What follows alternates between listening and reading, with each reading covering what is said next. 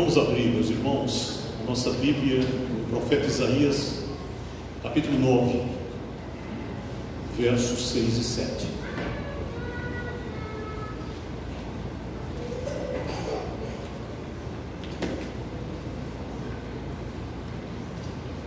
Essa pergunta que a canção fez, será que Maria sabia? Maria foi um instrumento de Deus. Se ela sabia ou não sabia, isso não vamos entrar nesse mérito, porque a Bíblia diz uma coisa: ela guardava tudo no seu coração. Então, Isaías capítulo 9, versos 6 e 7. Acompanhe a leitura. Verso 6: porque um menino nos nasceu, um filho se nos deu, e o governo, outra versão diz, e o principado está sobre os seus ombros, e o seu nome será Maravilhoso, Conselheiro, Deus Forte, Pai da Eternidade, Príncipe da Paz. Do aumento deste governo, o principado e da paz, não haverá fim, sobre o trono de Davi e do seu reino, para o firmar e o fortificar com juízo e com justiça, desde agora e para sempre. O zelo do Senhor dos Exércitos para isto. Eu vou agora para o Evangelho de Mateus, no capítulo 1, versos 18 a 23, que descreve o nascimento de Jesus Cristo. E diz assim: ora, o nascimento de Jesus Cristo foi assim, que estando Maria, sua mãe, desposada com José, antes de se ajuntarem, achou-se ter concebido do Espírito Santo. Então José, seu marido, como era justo e não a queria infamar, intentou deixá-la secretamente. E projetando ele isto, eis que em sonho lhe apareceu o anjo do Senhor, dizendo: José, filho de Davi, não temas receber a Maria, tua mulher, porque o que nela está gerado é do Espírito Santo. E dará à luz um filho, e chamarás o seu nome Jesus, porque ele salvará o seu povo dos seus pecados. Tudo isso aconteceu para que se cumprisse o que foi dito por parte do Senhor pelo profeta, que diz: eis que a virgem conceberá e dará à luz um filho, e chamá-lo-ão pelo nome de Emanuel, que traduzido é Deus conosco. Que o Senhor aplique no nosso coração a porção lida de sua palavra. A salvação é um mistério, o mistério da salvação. Essa profecia de Isaías, registrada no capítulo 9 do seu livro, que foi objeto da leitura, ela aconteceu 776 anos antes. Essa profecia aconteceu. Quase 8 séculos depois ela se cumpriu. E nós vamos chamar a atenção dos irmãos para o mistério da salvação, que é a encarnação do Verbo, consoante o que nos diz o apóstolo João no maravilhoso prólogo do seu Evangelho, quando ele, no capítulo 1 do Evangelho de João, versículo 14, ele exclama com que êxtase: e o Verbo se fez carne e habitou entre nós, e vimos a sua glória como a glória do unigênito do Pai, cheio de graça e de verdade. A encarnação do Verbo é um mistério, e os nomes Emanuel, citado pelo profeta Isaías, e Jesus, citado pelo anjo quando Maria concebeu, estava concebida do Espírito Santo, diz da natureza de Jesus. E nós vamos então meditar sobre a natureza teândrica do Salvador, homem e Deus ao mesmo tempo. Isso é um mistério. é aquilo que eu classifico como reservas da graça, que estão muito além da compreensão, porque o plano de salvação do homem aconteceu nas profundezas da eternidade. Ele se materializou no momento em que o homem desobedeceu e feriu a ordem moral de Deus. Ele prometeu que da semente da mulher nasceria aquele que haveria de esmagar a cabeça da serpente. Mas aqui salienta-se o nome Emanuel, e isso diz da natureza de Jesus Cristo manifestado, que foi em carne. Porque Emanuel significa Deus conosco. Essa palavra Emanuel é Deus conosco. E esse ponto, meus amados irmãos, se reveste de uma importância absolutamente capital. É preciso ter bem claro esse ponto. Jesus é perfeito Deus e é perfeito homem. Se perdermos esse ponto de vista, nós haveremos de entrar em confusão mental.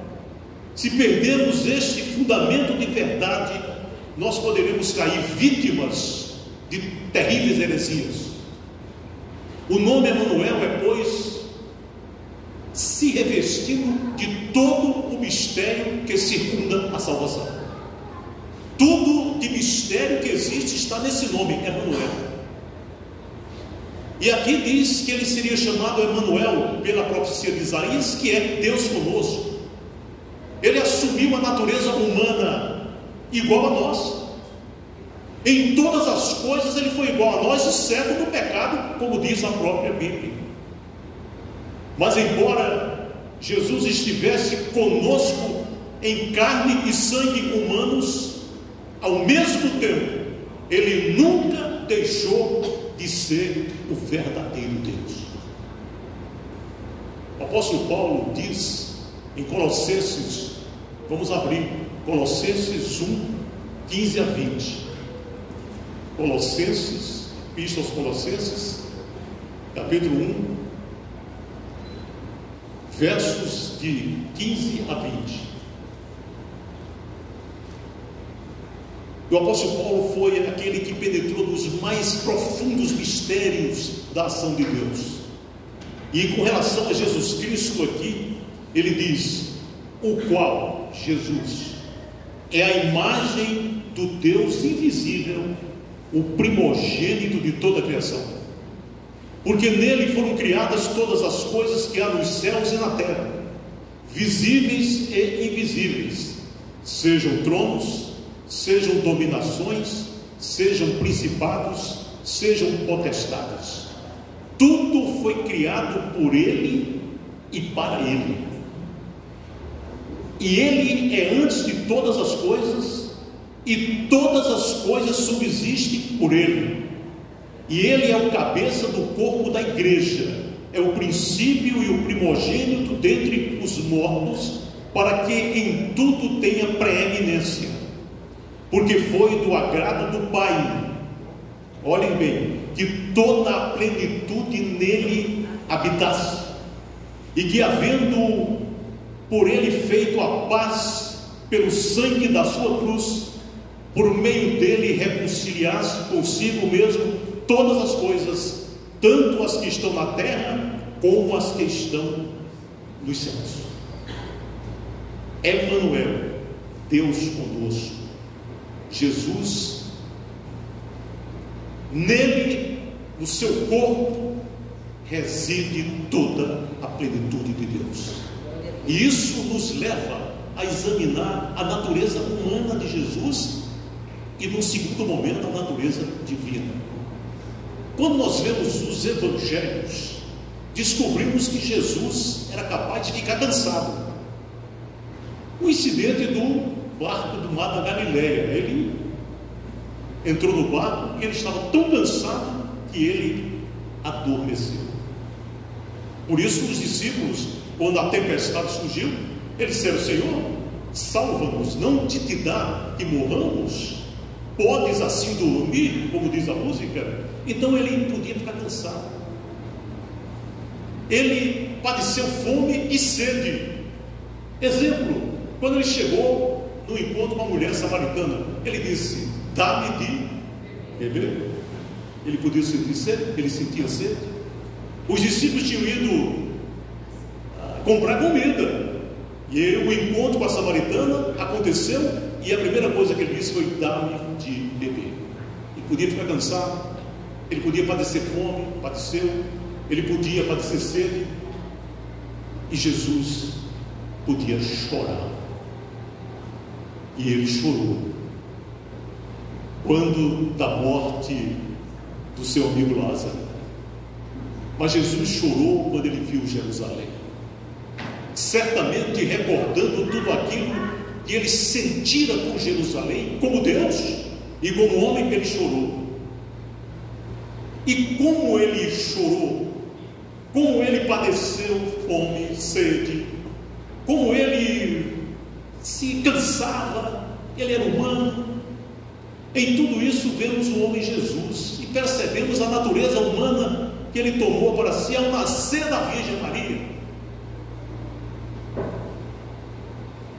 Quando examinamos a profecia, capítulo 9 de Isaías, vemos ali que diz o seguinte: um menino nos nasceu. Isso implica diretamente que haveria um nascimento físico do Messias por meio de uma mulher. Ele não seria um espírito, nem seria um grosso, um fantasma. Há muita gente que pensa, e foi tudo fora do normal. Maria desenvolveu dentro dela Cristo com 9 meses de gravidez. Jesus, menino, estava ligado à mãe pelo chamado cordão umbilical.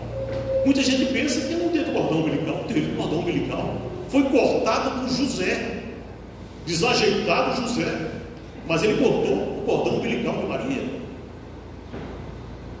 Não teve enxoval, mas teve uns panos lá para esses momentos. Então Maria desenvolveu a gravidez como qualquer uma das irmãs aqui, que são mães, desenvolveram a gravidez. Jesus era humano, a natureza humana se revelou em que ele nasceu de uma mulher. Foi um nascimento virginal, porque foi a concepção feita pelo Espírito Santo. A promessa falava que um menino nos nasceu, um filho se nos deu. O Messias era prometido na forma humana, e na forma humana ele se manifestou. A Virgem conceberá e dará à luz um filho, o nome dele será Emanuel. Mas diz que um menino nos nasceu, um filho se nos deu. O Messias viria na forma humana, porque se não fizesse isso, ele não seria nascido de mulher. Se Cristo não nasceu de mulher, tampouco poderia ter nascido, meus irmãos, de qualquer outra maneira e ser ao mesmo tempo homem e Deus.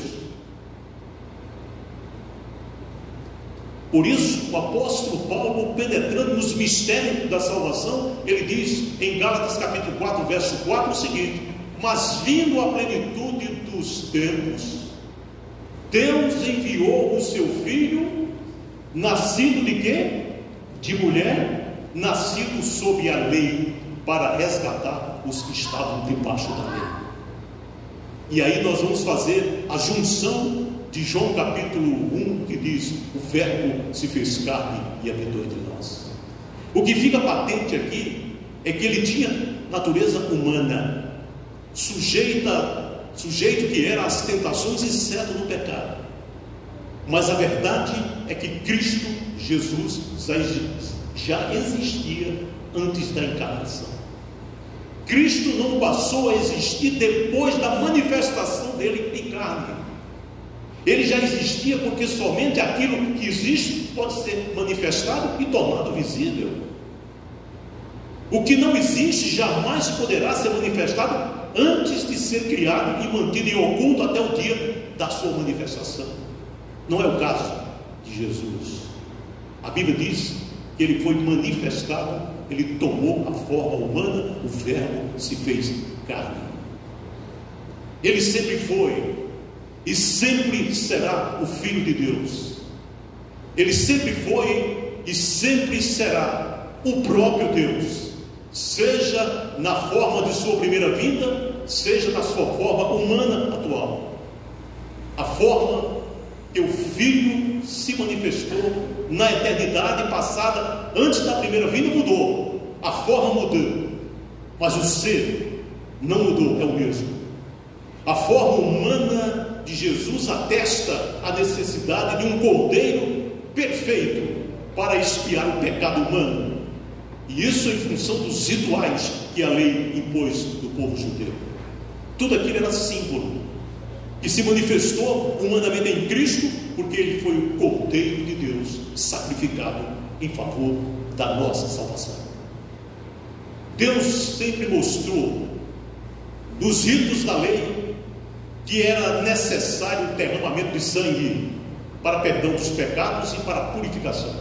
Sem derramamento de sangue não há remissão, e isso era necessário para que qualquer indivíduo se aproximasse de Deus.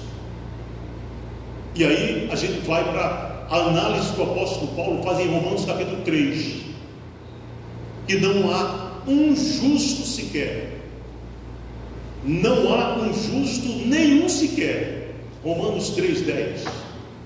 Por isso então, o mistério da salvação de Deus encarnado, sem abrir mão das prerrogativas de Deus o Pai, enviou o seu Filho, o Filho tão digno quanto o Pai, para morrer em favor dos pecadores, para morrer em nosso favor, para morrer por cada um de nós. A pena pela ofensa à dignidade de Deus é totalmente satisfeita na condenação, morte e na ressurreição de Cristo.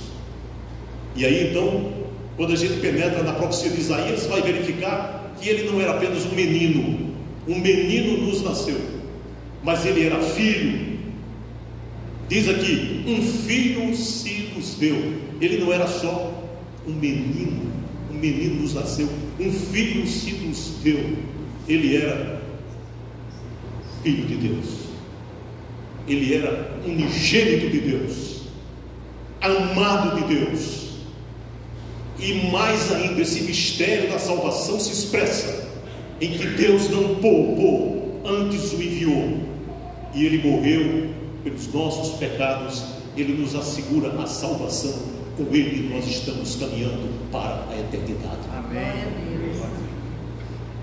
Um filho se nos deu, e é expressiva isso. A gente vai para João 3,16 e diz: porque Deus amou o mundo de tal maneira que deu o seu Filho unigênito, para que todo aquele que nele crê não pereça, mas tenha a vida eterna. Foi por meio dele, única e exclusivamente pela graça e por meio da fé em Jesus, que se alcança a vida eterna. Meus amados irmãos, graças a Deus que isso aconteceu. E mesmo envolto em mistério sem compreensão, nós podemos sentir o amor de Deus na sua mais real atuação na nossa vida e na nossa experiência, porque a nossa fé não é fictícia, nós cremos no Deus vivo e verdadeiro. Amém. Por quê? Porque não foi qualquer menino que nasceu, foi o Filho de Deus, que nos foi dado por meio do nascimento virginal de Maria. E tamanho amor da parte de Deus por nós, e nos dá o seu Filho, é absolutamente incomparável, é imutável e é irreversível. Deus não se arrepende do que fez por nós. Louvado seja o seu nome. Então Jesus, no mistério da salvação, ele tem a natureza humana, mas o outro aspecto é a natureza divina, que coexistia com Jesus. Algumas coisas, por exemplo, explicam. No momento em que Jesus foi preso, o que aconteceu? Os discípulos quiseram reagir. Pedro sacou da espada e decepou a orelha do Malco, sobrinho do sumo sacerdote. E Cristo disse: espera aí, não é assim não, guarda a sua espada, porque você não imagina que eu poderia pedir 12 legiões de anjos para me defender? Ou seja, Na hora, ele disse: eu poderia fazer isso, mas ele não fez. Ele não pediu 12 legiões de anjos para defendê-lo. E sabe por que ele não fez isso? Porque ele nos amou desde a eternidade. Billy Graham diz num dos sermões que no momento em que eles foram prender a Jesus, ou no momento da cruz, as legiões de anjos estavam todas armadas nos confins da eternidade, esperando apenas um olhar de Jesus na cruz para varrer as multidões para o inferno.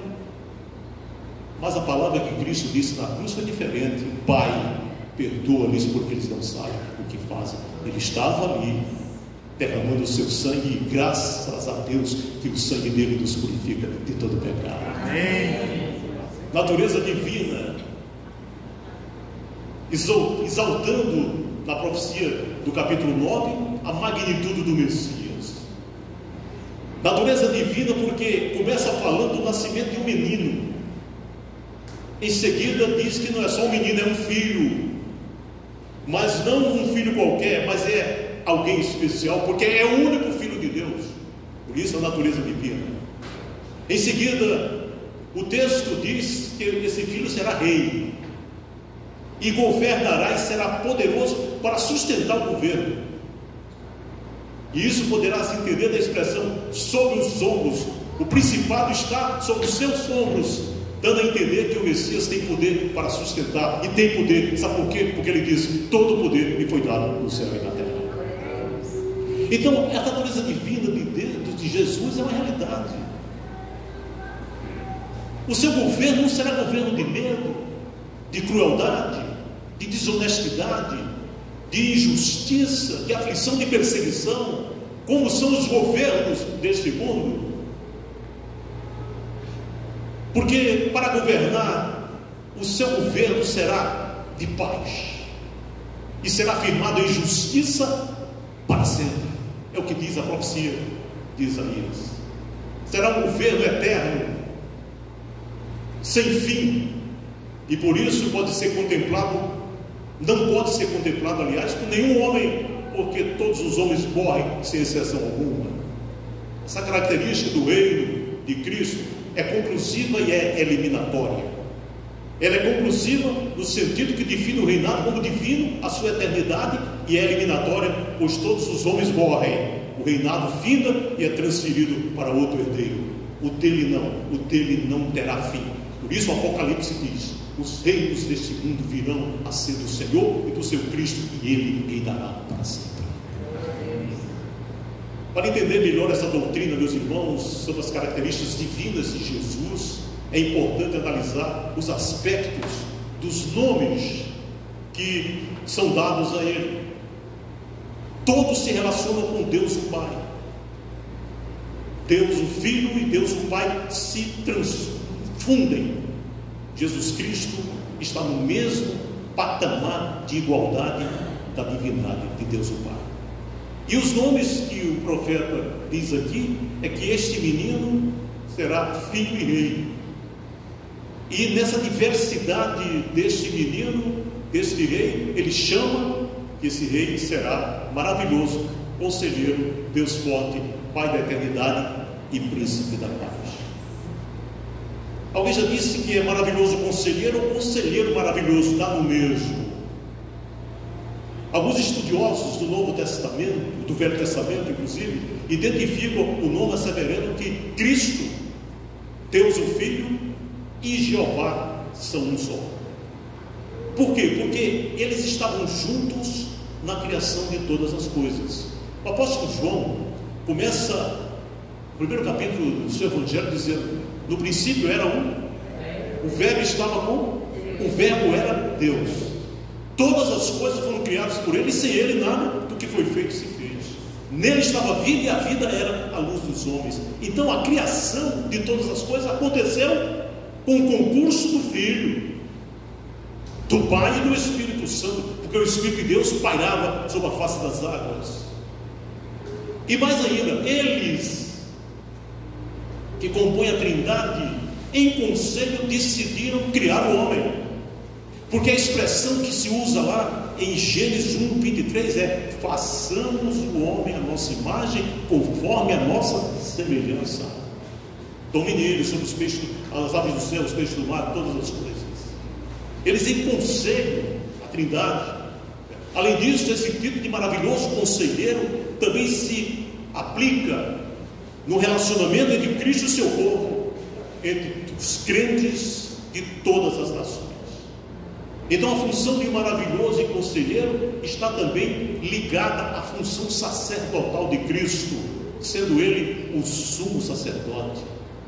E Hebreus capítulo 4, verso 15 e 16 diz que não temos um sumo sacerdote que não possa se compadecer de nossas fraquezas, mas um que em tudo foi igual, exceto no pecado.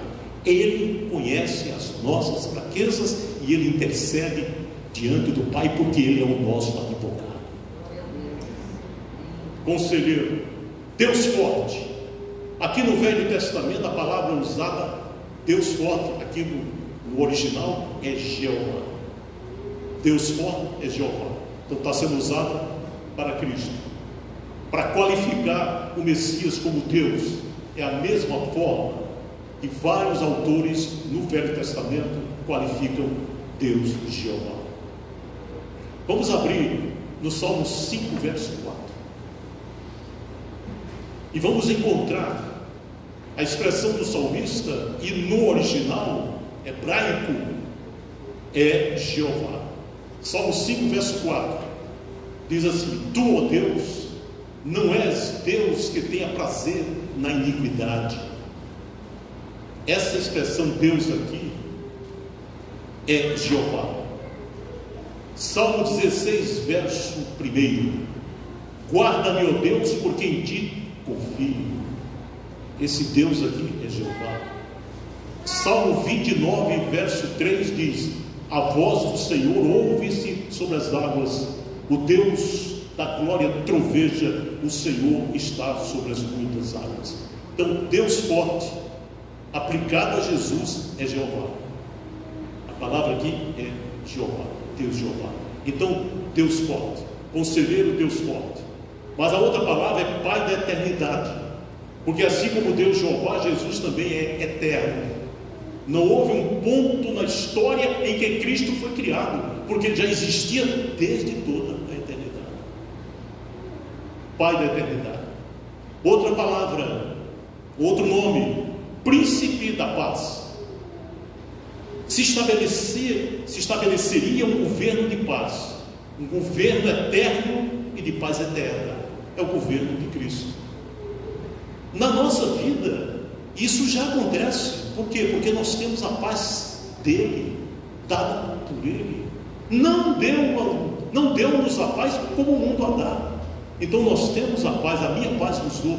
Pai da eternidade, eterno. Não houve um ponto de história em que ele foi criado. É um governo de paz, um governo eterno, paz eterna. Não há barreira de separação entre judeus e gentios. Ambos foram encerrados debaixo da mesma graça salvadora por meio da fé. Por isso o apóstolo Paulo diz em Efésios capítulo 2, verso 14: Ele é a nossa paz. Deus selou a paz conosco através de Jesus Cristo, porque dentro do aprisco do Senhor Jesus convivem todos aqueles que foram alcançados pela salvação. A humanidade de Cristo deve nos consolar. Vivemos num século, meus irmãos, mal, como o apóstolo Paulo diz em Gálatas 1:4, em um mundo que caminha na direção oposta de Deus.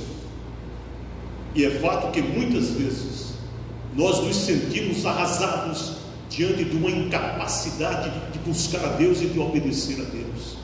Mas o amor de Cristo nos constrange.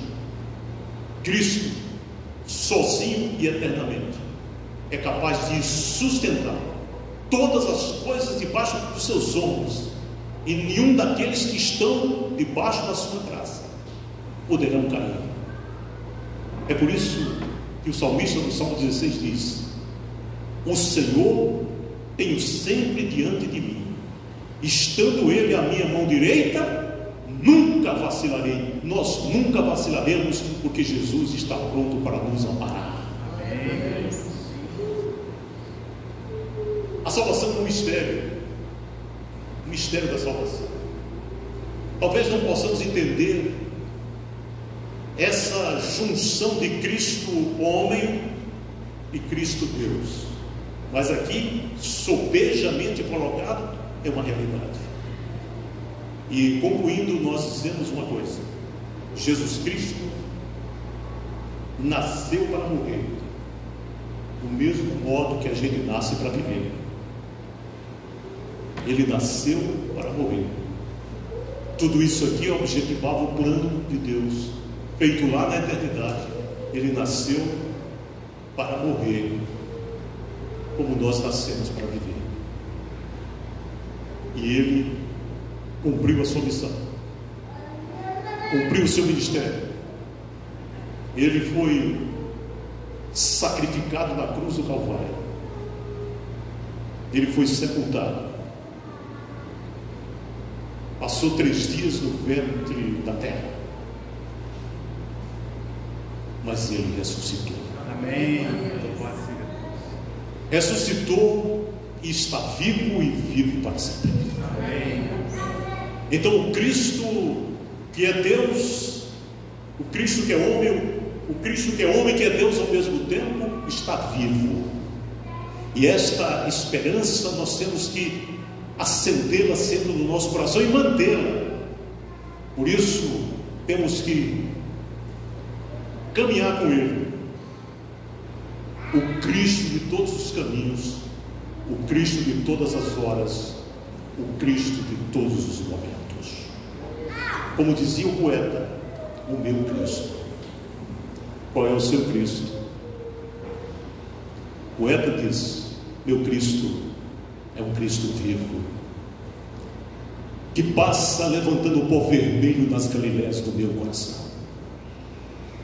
O Jesus que caminha nos meus mares, nas praias tropicais dos meus pesares, nas montanhas azuis de minha solidão. Ele entra nos meus templos orgulhosos, empunhando o chicote de juiz. Entra nas minhas tempestades fortes, concedendo-me a santa diretriz. Meu Cristo é um Cristo vivo, que passa levantando o pó cinzento pelas Judéias do meu coração. O Jesus que fustiga o meu pecado, que lança o meu orgulho translocado ao silício da minha humilhação. Ele não é o Cristo das paredes, pendurado em palácios ou bordéis, nem o Cristo incapaz dos crucifixos pendido no pescoço de infiéis, pois o meu Cristo é o meu maior amigo. Meu Cristo é um Cristo que se agita dentro da divindade infinita e dentro da humanidade tão pequena. Bem junto ao lago azul do meu pensar, ele prega agitando as ondas mortas. Bem junto à noite escura do pecado, ele me abriu as reluzentes portas, pois ele anda no meu caminho estreito, sobe o monte infernal da minha dor, morre na cruz feral da minha culpa, desce ao túmulo vil do meu negror, depois ele se ergue na aurora dos meus sonhos e se impulsa nos céus do meu amor.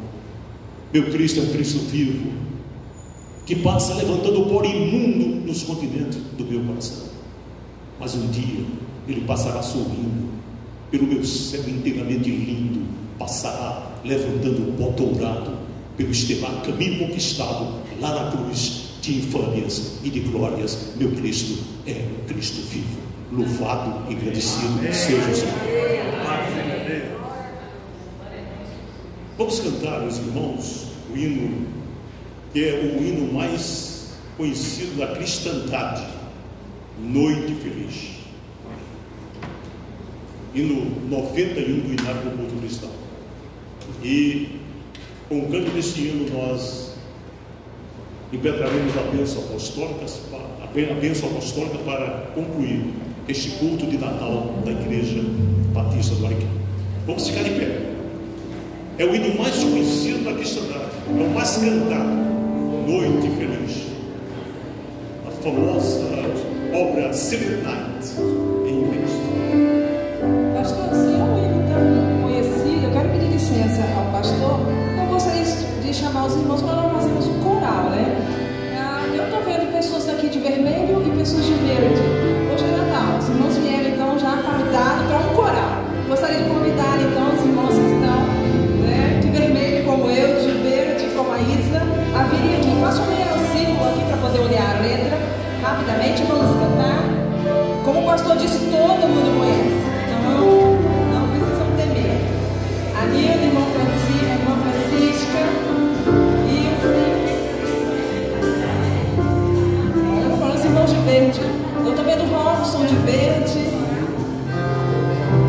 masculina aqui, né? Vem a rua aqui para poder os irmãos verem a letra.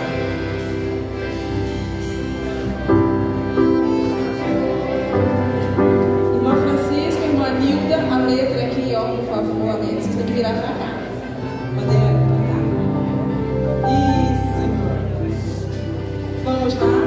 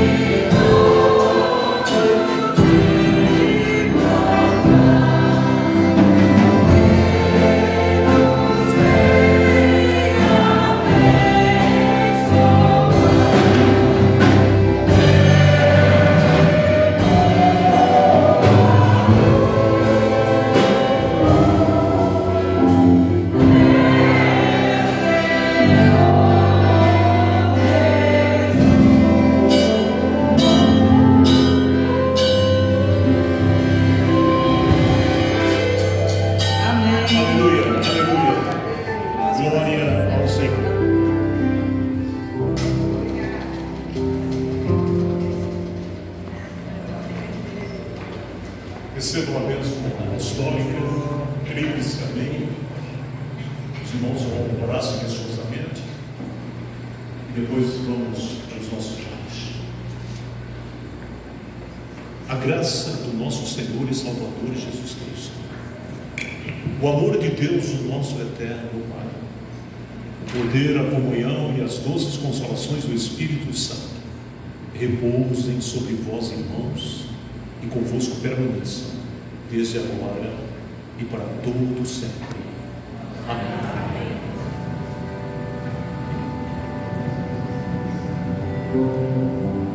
Amém.